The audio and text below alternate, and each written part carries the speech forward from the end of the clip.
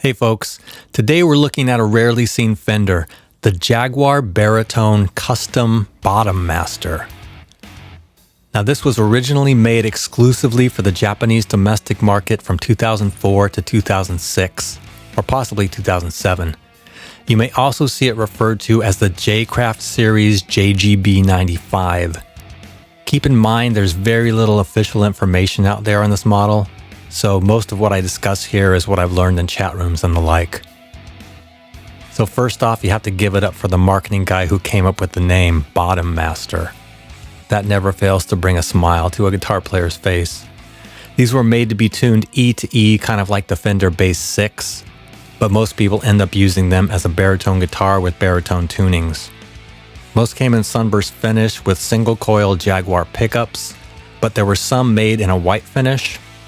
Also, there was a less common gunmetal blue version made with humbuckers, smoke black hardware, and a matching blue headstock. Now that variation looks a lot like the Japanese Jaguar HH JGS, if you're familiar with that model, which by the way I just did a full video on.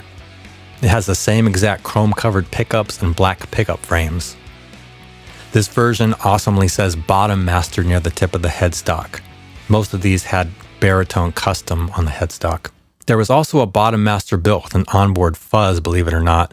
There were two models. The JGB95 HFZ sported dragster humbuckers, while the JGB95 SFZ had single coils. These had a compartment for a 9-volt battery on the back of the guitar, and the bass circuit knobs were changed to fuzz level and fuzz drive, while the strangle switch was repurposed to toggle between two fuzz voicings. Finally, there was a version produced for the USA market, likely from 2005 to 2006, first named the Jaguar Baritone Custom, until the name was changed to Bass 6 Custom, and it said that on the headstock. There were probably very few of these actually produced, and I've yet to see one. Now let me quickly go over some of the nitty-gritty specs with you, and by the way, I thought this had a 9.5-inch radius neck when I first made the video, but I've now seen some sources claiming it's a 12-inch radius neck, so I can't be exactly sure on that spec.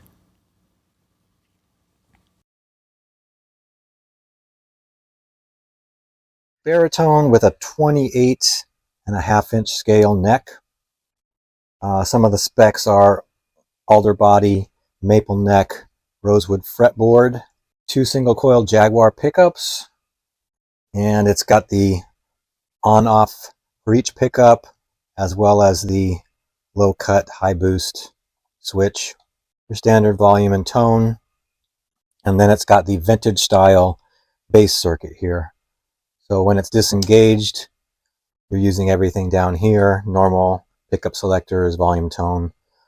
When you engage the bass circuit, you're getting just the neck pickup, and you go to these two wheels for volume and tone, and it's kind of a vintage, very bass heavy sound.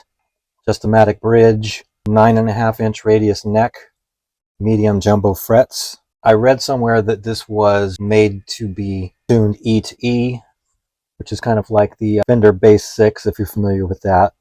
Somebody's bought this from me. And I just did the setup on it, and he wanted it tuned up like a baritone going B to B. It's set up absolutely fine with a baritone tuning. So let's flip it over and show you the back.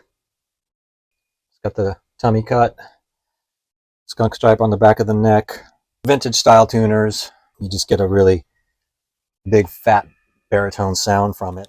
So why did Fender produce the Bottom Master in the first place?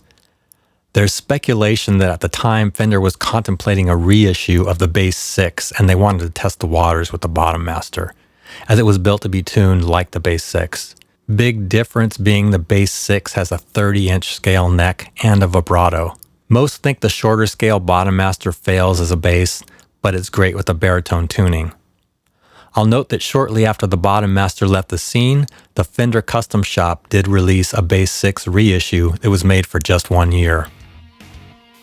The Bottom Master is part of Fender Japan's J-Craft line, which highlighted the top-tier craftsmanship of Japanese builders.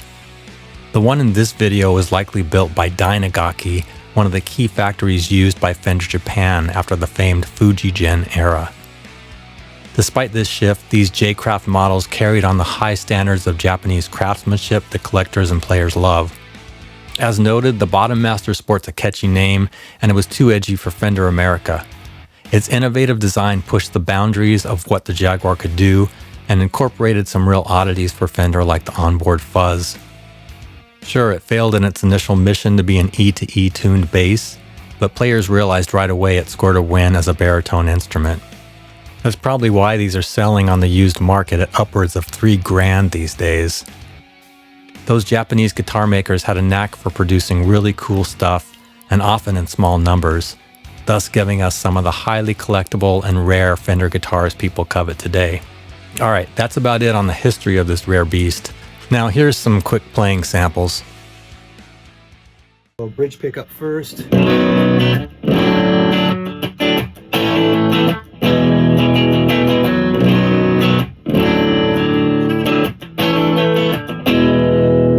Neck pickup.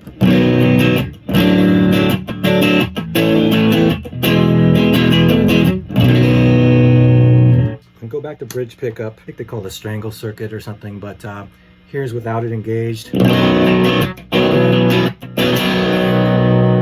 that up.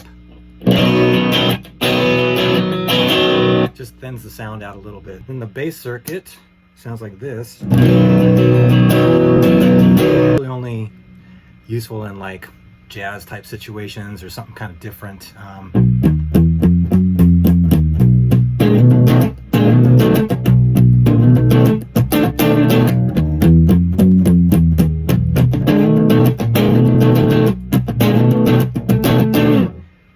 Here's with both pickups engaged.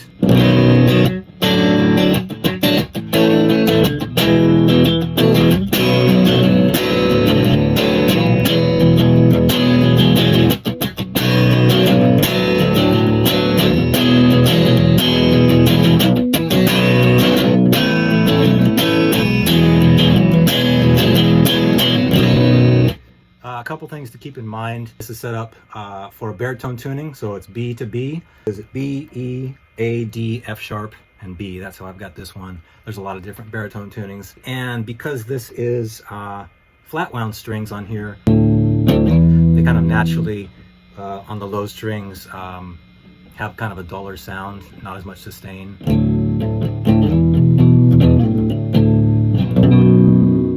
Okay, I thought I'd just show you the Bottom Master next to a Jazzmaster I just happen to have lying around. It's just a little larger, but there's not a huge difference, and the guitar bodies are just about the same size. Just the neck is a bit longer. We can measure the scale. We see the Bottom Master is 28.5 inches, while the Jazzmaster is 25.5. So 3-inch difference in neck length, but otherwise it's very similar in most respects to your average Jaguar or Jazzmaster.